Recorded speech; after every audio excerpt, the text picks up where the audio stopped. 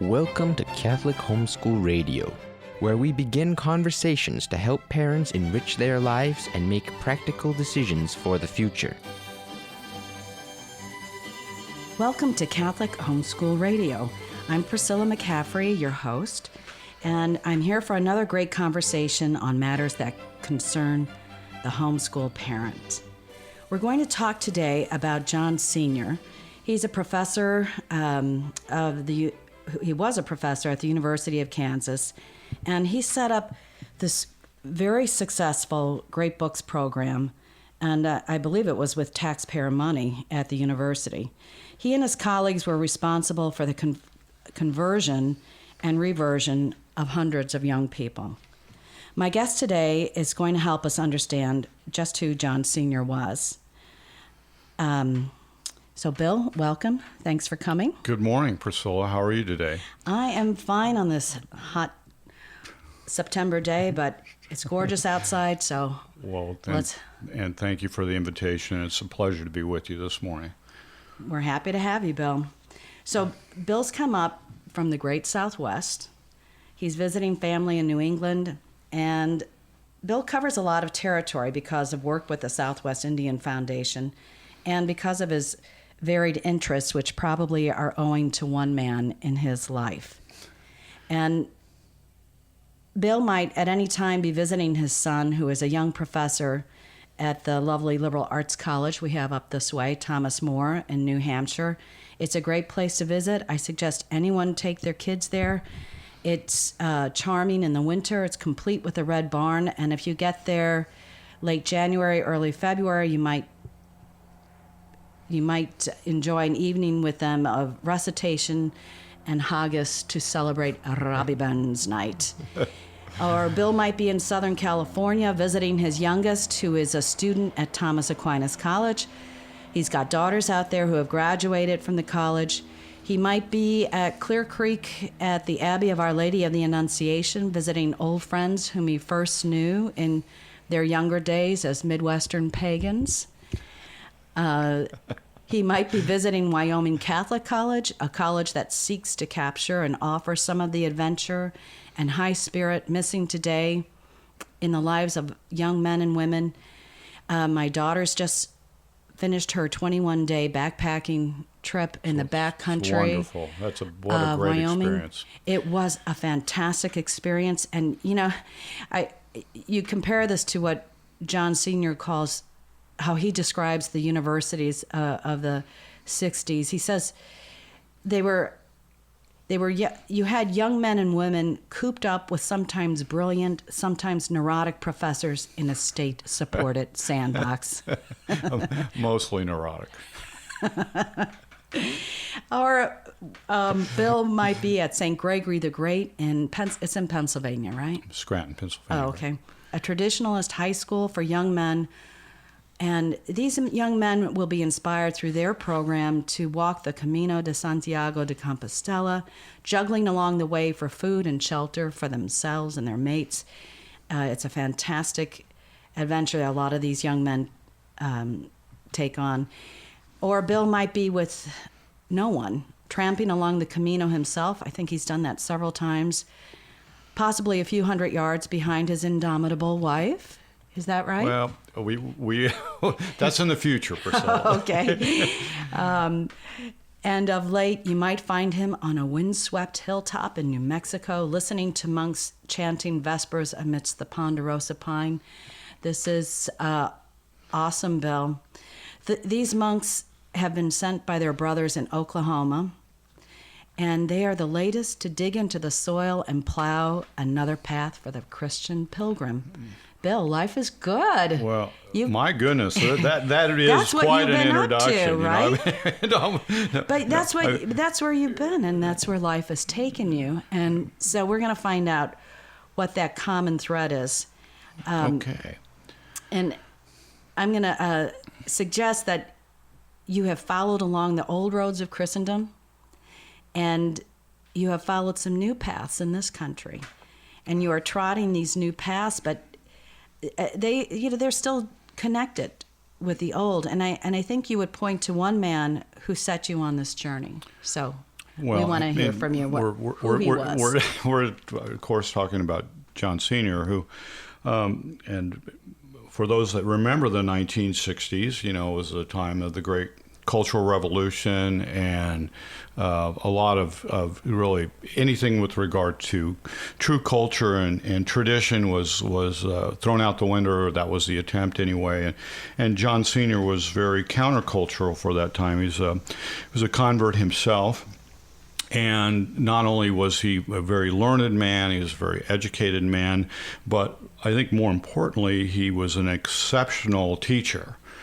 He was a truly great mentor. Mm-hmm. And I don't want to over-exaggerate his prowess, but I would say he was probably a 1 in 100-year type of man. Yeah, I think so. And he started out his teaching career at Cornell back east here. And now, isn't he is a Westerner, though? No, he's originally from New York City. Oh, really? From the city? He was from the city. He grew up on the streets of the city? He did. He ran away when he was 12 years old, and he ran out to the wilds of Wyoming, and they lost him for a couple of years. Okay. And now, what year would that have been? In the 1930s? Oh, this was in the 1930s. So he was born in 1923, which means, he would have been out in the middle of, the Depression. So he's like the Virginian who's gone from Virginia to the wilds of the West. Now he's from the streets of the city to Wyoming. He worked in the cowboy camps, and he rode steeds out on the plains, and he learned the life of the great Western cowboy, and then after that, of course, he went back to academia and studied under a great teacher, Mark Van Doren, who was very influential in his life at Columbia University. Mm-hmm. Was he a philosophy professor, humanities, classics? He was more the classics, as well as, a great student of history. Mark Van Doren was kind of a precursor to the great books movement, and to Mortimer.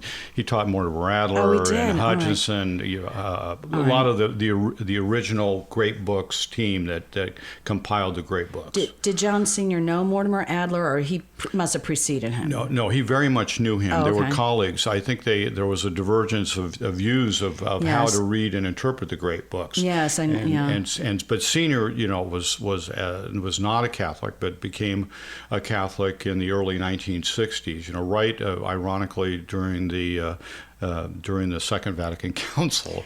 Well, that's. You did have a flood of intellectual Catholics after the war, and then it all came to a crashing halt in the mid-'60s. Very, very much so. Yeah. I think that Bishop Sheen actually being on the television. I mean, he was actually influential in a positive way. But that was the times. I mean, there were a lot of influential people and who had been coming into the church, and as you say, with the council, it seemed to come to a brief immediate halt. Yeah.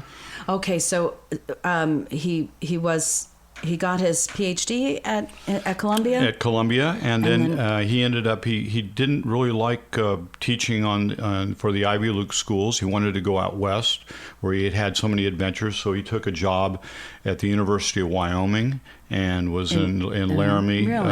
And taught there for 4 or 5 years, and he became a Catholic and became close friends with the founder of Thomas Aquinas College, Ronald MacArthur. He became a Catholic in the 60s. What was it? Was there something in the West or in his reading that precipitated that conversion? Because it had to be pretty lonely for an urban cowboy in Wyoming to decide to become a Catholic. I'm reviewed. There's a new biography that's just been published about the life of John Sr. by Father Francis Bethel. So I may not have all of these particulars, 100% correct, but generally speaking, I think this is correct. Just make it good.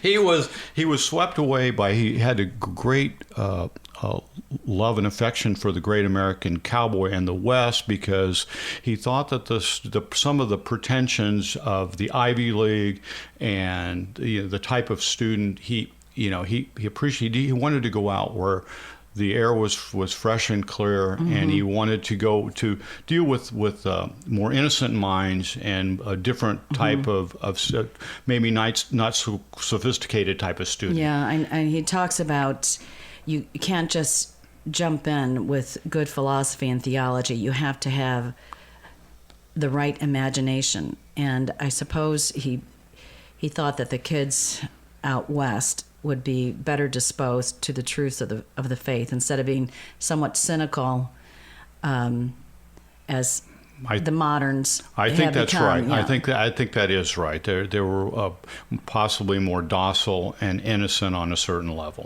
and that's not to disparage anybody from the East Coast. No. I get that. So then he worked his way to University of Kansas. Correct. I was hired by the university in the late 1960s, and he was hired to establish a classics program department at the university. Was that program called the Pearson Institute? No. So Mr. Senior was the chairman of the classics department.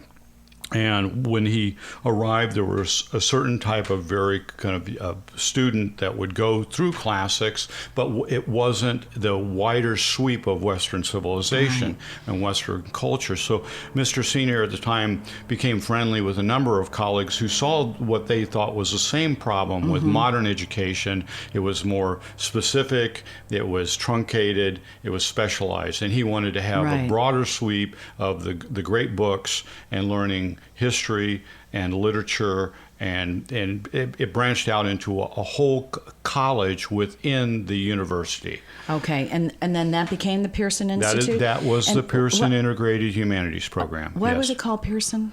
Well, because there's a hall, there's a dormitory like in the middle of Mount Oriad on the hill of the University of Kansas, and at the center, kind of the crowning jewel of the university, not from beauty standpoint, but in the middle is Pearson Hall, and that's where the classes attended. So it was just in the name, all right, just coincidentally. Yeah. All right. All right, you grew up in Kansas, and so it was not unlikely that you would end up at the University of Kansas. But was it unlikely that you would end up in his program? Well, what drew you there? Did you know what it was? I came from kind of a suburban lifestyle. I had a very close friend though who lived down the street, whose mother is a very, very good woman and strong-willed woman. She's very dynamic, and she said, well, if you boys really are serious about anything in this life, they said, I know this man who teaches at the University of Kansas, you should go and enroll at the university and study under John Senior. Wow, good for her. So she was just up on these things. And how had she heard about it? Was it in the newspapers, the Catholic newspapers at the time? No, the Catholic newspapers were probably very, antagonistic towards the humanities program, although it was celebrated for a number of years within the university until, not to get ahead of ourselves, but until the conversions to the Catholic faith started happening. Right, anything but conversions. They could take a few communists, but when the conversions rolled in, that was a bit more than they wanted. Okay, so how long did it last? How long did the program last with John Senior? The high watermark of the program, study of the great books and really building character and taking a lot of kind of unruly or unchurched young people and really truly forming them intellectually and morally. That was probably about an 8 to 10 year period. And when this kind of came to full fruition, when we had all of these conversions to the Catholic faith, shortly, after that, then there were a number of families within the Kansas, very influential families within the Kansas City area, that they didn't so much frown upon their daughter or son becoming Catholic, but then when they started entering religious communities, that was crossing the line. Right, that was way too much, and unfortunately, they pretty much combined in this cabal of trying to influence politicians and attorneys and the chancellor, and that's when they started to shut down the program. Okay. That was towards about the time that I was there, towards the end of the 1970s. Okay, so there was some agitation at that time. Could you feel it in the program? Very much so. But by then you were already. I graduated in 1980, and I was a part of, it wasn't the last gasp of the program. It limped along for about another 5 years after I left the university. Okay, and then when did he retire? I think Mr. Senior had a massive heart attack in the early 1980s, and I think in 1983, and shortly after that he had another heart attack, and Mrs. Senior just said, I want you to live, and you're gonna have to retire. Yeah, well, I can't wait to read the book. It's just out, so that's going to explain a lot, because I just find it so fascinating that someone was able to do this. I think one of the things, and not to, certainly the religious component was vital and very important, but through a lot of travel, we'd spend semesters abroad, and we had initiation into the great places of Western civilization and Christendom, and through imaginative literature and these experiences, it really kind of sparked the young people's idealism, and so many of the students who became just on fire, not only with the faith, but with life and with poetry and literature and trying to to basically go out and set fire to the world. Mm-hmm. I can see this. That's the right age for that kind of thing. But tell me do you have some stories of people's conversions? Certainly not all of them came in like you. Some of them must have been a little on their guard, wondering if they could. I don't want to out anyone here, but I will say say this. If my friend the Archbishop doesn't hear this story, I don't think he would think I was speaking out of school. We used to, one semester they went to Ithaca. They went to off the shore of Greece, where Odysseus and the Odyssey, etc. And they were out on a ship, and they were sailing out in the Mediterranean, and Archbishop Coakley at the time was an undergrad, and in those days everybody had really long hair. Of course. And it was on the on the ship, and he was washed his hair, and he said, "Well, but there's no place to plug in my blow dryer." Oh my gosh, that's the nadir of spoiled. I set myself up for excommunication, but no, it turned out to become a marvelous man. He's a beautiful, great, very, very good and priestly guy. So that was his turning point. He probably said, "I don't believe I just said that." It's kind of a characterization of the time and how far some of us had progressed through our studies and association with John Senior. Okay, so how was it that they found themselves on Ithaca? Did you all travel as a group? Did you just take this upon yourselves? What got you out there? Well, for the most part, they were study trips abroad for semesters at a time, because the professors had decided that to try to introduce us to the great works of Western civilization through art, architecture, this natural beauty and human beauty. They would take us overseas because it was a lot easier to show and sell versus being able just to talk it through and show pictures. Absolutely, it's much better to walk the streets of Western civilization than to see them on a book, but or at least the so for Christian instance, culture. One year they traveled to Galway Bay, and they studied the great works of Irish literature and history.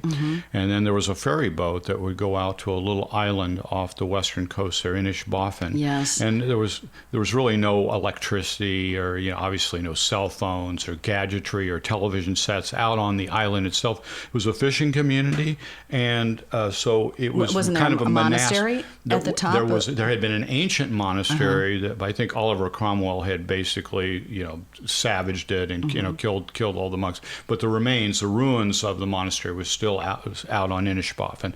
So the community itself was maybe 300 people, but the student body was very close. We were probably 150, 200 students. So there was this great bond and friendship that developed between the two, the islanders and then the students. And tragically, this is one of the tragic stories. Two of the boys that had gone out there walked out during the low tide into the Irish Sea, and then they were swept up when they tried to return during high tide. That is so sad. As tragic as it was, and it was very tragic. Was this when you were there? No, this was before I was. I had started, but I got to know a lot of my friends and associates were there at the time, but it became a great bonding type of event for the islanders. And there's still a beautiful memorial that was set up out there and on the island of Inishbofin. The university set up a memorial, or the kids, the young people the did? islanders have their own memorial that they did in honor of the boys who died, and then the University of Kansas, actually the Pearson Humanities Program, installed stained glass windows in the church on the island. Oh, I see. It's beautiful stained glass windows to the Star of the Sea. Have you been there to show your children? I have not been back with my children. That's something that we'll have to do in the future. I've walked Spain and Italy a couple of times with my sons, but that's another did another you go story. with Liam? He's your youngest. Yeah. Did you do the Camino with Liam? I did. I did the Via Francese, which is the way of St. Francis, for starting up by Siena and walking down the spine of the mountains all the way into Rome. I did that 3 years ago. Is that similar to Belloc's? The path to Rome. I think it would be fair. It would be somewhat similar. But Belloc started up in France, where he started in the French, where he served in the French Foreign Legion, and he walked over the Alps. We didn't walk over the Alps. Okay, just the Apennines. Bill, that's fantastic. Are we going to read that in a book sometime? Perhaps. Maybe my son will be. Yeah, you have to get Liam to do that. That'd be great. I loved reading with Belloc. He was always taking rest under a pine tree, and it was in the summer, and it just sounded so glorious. He'd have his pint of the local vino, and well, he had made one of his pledges was to walk the whole way and not ride, in wagons. And he ended up curling up in a cart, an old broken down cart, to take his afternoon siesta. And when he awakened, the local farmer had started pulling the cart down the road, so that broke that pledge. So then before he broke that pledge, he did have it in mind, and there was a cart going along. So he rested his elbows on the back of the cart and just kind of tipped along with his toes onto the road. So he got a half lift. He wasn't technically, riding. He was still walking. He was not technically riding, and he said, if you don't appreciate that, then you're not obviously a cradle Catholic. All right, so John Sr. said to you kids from the Midwest, you've got to see Christendom. You've got to know your roots. It's not just in a book. It's still out there. You've got to see it and embrace it, and it will change you. Or did he say that kind of thing? Or did he say it will change you? Or did he just said, go and do it? Well, and as we know probably more forcefully these days, Priscilla, we're totally disconnected. I mean, to anything with regard to Christian civilization, and so that it poses a real problem, in the world of malls and cell phones and everything else that goes with it. Senior and his colleagues didn't actually say this will change you, but he said this is a whole aspect of our history. And we can't know ourselves as a people unless we know where we come from. And so he would point in the direction. All right. And I think that's what the good teacher does, the good mentor. He doesn't state the answer to the question. He just points to it and illustrates through his own life, I think, and his own example. And I think with regard to Senior, it wasn't just the fact that he was a great teacher, which he was, but he also had a personal integrity and a personal holiness, and I don't use that term lightly. Yeah. And he really did walk the walk. The kids saw that, because it's one thing to send them to Europe. Everybody goes to Europe, and then you wonder what. It doesn't seem to make an effect or a difference with a lot of young people. But what was it that got the kids to say, to be there, to go to Fulcambeau and say, wow, this is really cool, I like this. And then to shift from that to saying, I think I believe. How do they go from saying wow to genuflecting before the altar? In the order of grace, it's hard to kind of, pinpoint any Yes, particular thing that's or any true. particular event in our lives. We just know it's one of the, and I would disqualify myself as a theologian per se, but when you look at providence and how it all works out in our lives, you meet this person at a certain event and it moves you, and you perhaps you don't understand it at that moment in time, but when you look back at your life and you can see the critical moments that were a part of your journey of faith, and I just think.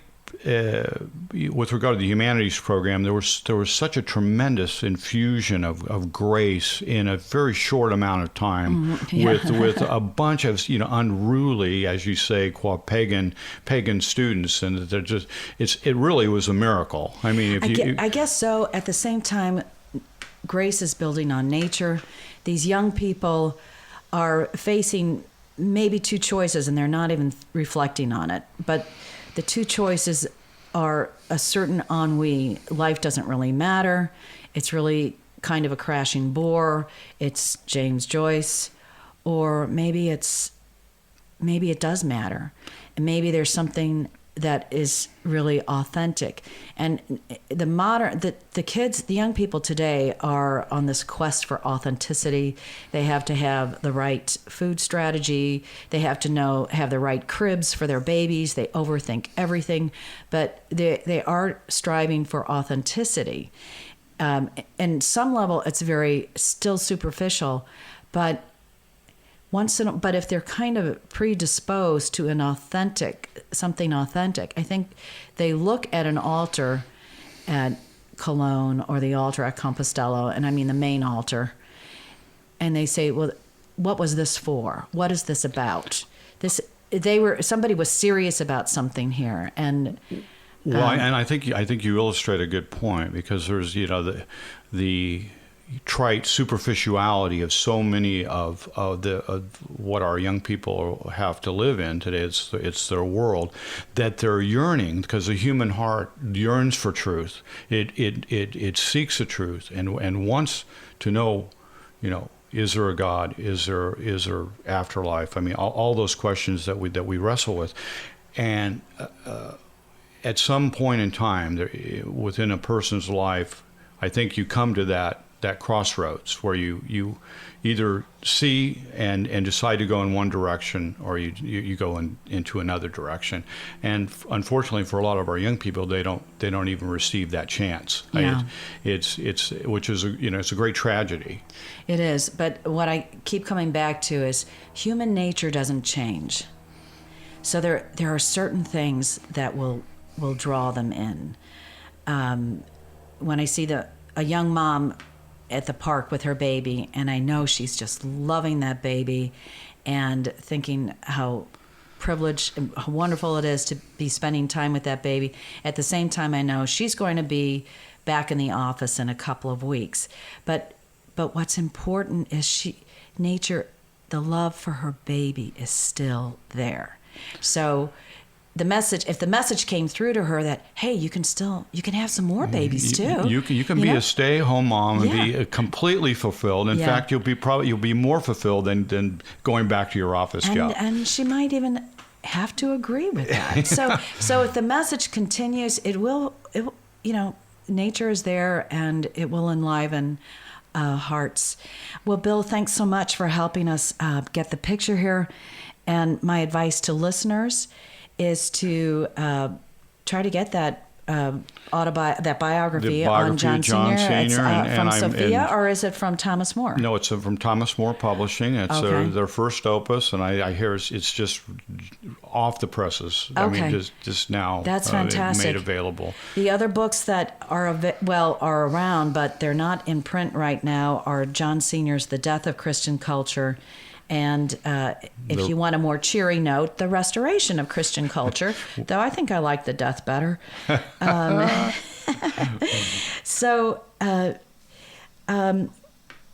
With The Restoration, he will talk a little bit more of that path to hope, and there's some other things that we'll talk about in our next discussion with Bill, and more paths to hope. So, Bill, thanks so much. All right. Thanks, Priscilla.